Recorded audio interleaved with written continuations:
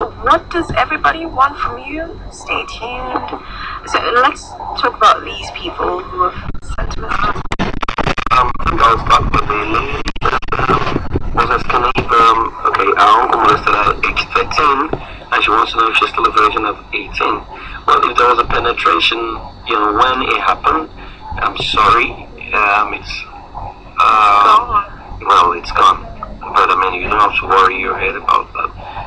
What you need to do is pick up yourself, rebuild yourself again, okay? But if there was no penetration, it's most likely that you're still a virgin. Then there was a case of, I think I need to pick the last case, the young girl who was saying that, well, she's presently prostituting herself, I want you to know that, well, we can lay the blame on the doorsteps of, our uncles and what they did to us, but the only corner of the universe that you have the power to change is you. Now that you know, I think you need to pick up yourself. You don't necessarily have to get by prostituting your body. There are so many things you can do. I always tell people that as a graduate in Lagos, I sold Zobo on the streets, in front of several churches. And I worked as a painter. I was painting houses for people earning 500. Now I know why you're so black. Excuse me. There's dignity in every labor, okay? And in every labor there is profit, okay? So you don't have to, because, well, if you prostitute, anything could happen to your body. You could contract HIV and whatever. Apart from contracting HIV, you're losing your identity, your self-esteem, and a lot of things gets messed up. So I think you need to maybe get back home, because it looks like you ran away from home with a friend. I think you should get back home. I'm sure they're still waiting for you. I think you can still get back to school and make something great out of your life. Then there was a young girl who is still making out with a teacher. Well, your teacher is married. I think you don't want to allow that man mess your life up. He started seeing you when you were 13, and 8 years after, it's as if you guys are still growing closer. The question you should ask yourself is, when he was going to make his choice of who to marry, how come he never chose you? Okay? That guy wants to eat his cake and have it. Yeah? You're going to be the loser at the end of the day, because it's going to mess you up till it gets to a time that most likely no guy will be willing to marry you.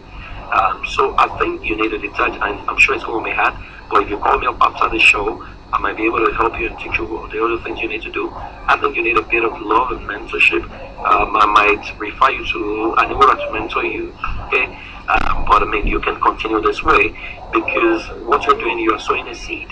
Now, I'm sure if you don't desist from there, someday you don't want to get married, and then you find out that someone else is living with your husband. You don't want that. So I think you need to take a decision. It's not emotion that determines destiny. It takes a decision to determine your destiny. So it starts from taking a decision. So I think you can still get your life back on track. And for every other person who is talking about abuse and then the fact that it's conditioned you into who you are right now, well, we always say this on the show is a sexual education program, that the most important sex organ you have is not your genital, it's your mind. So what you need to do, you need to take personal responsibility for your mind.